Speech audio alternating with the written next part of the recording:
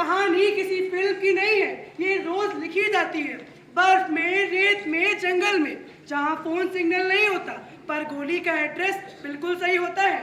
Army को इतना sir पे क्यों चढ़ा रखा है?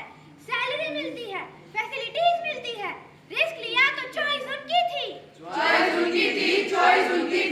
चॉइस सच में फौज में एडमिशन फॉर्म नहीं होता सिर्फ, वहाँ अपना डर, अपनी नींद और कभी कभी अपनी जान तक देनी पड़ती है। चॉइस होती है वेकेशन की, चॉइस होती है सब्जेक्ट की, पर सरहद पर खड़े होने की कोई चॉइस नहीं होती।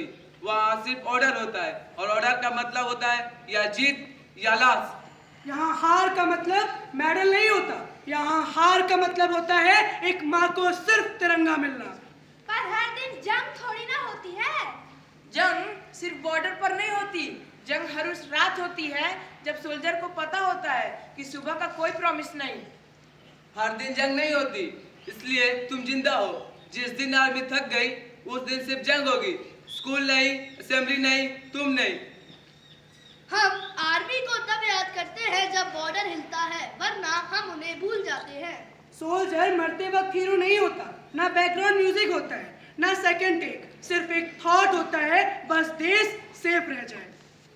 तुम सवाल पूछ सकते हो, पर हक सिर्फ तब है जब तुम ये समझ लो ये यूनिफॉर्म शो के लिए नहीं होती, ये कफन का रंग होता है।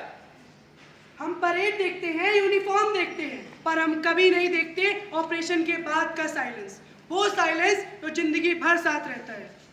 एक बात याद रखना, देश को डेंजर तब नहीं होता जब दुश्मन बॉर्डर पर खड़ा होता है। देश को डेंजर तब होता है जब हम सवाल पूछते हैं बिना सोचे और बिना समझे। हमें फ्रीडम चाहिए पर जिम्मेदारी नहीं। हमें राइट्स चाहिए पर सैक्रिफाइस नहीं। इसलिए याद रखना, तालियां हमारे लिए नहीं, सम्मान उनके लिए। अब फैसला आपका है, सवाल करना है या समझना है। समझना है।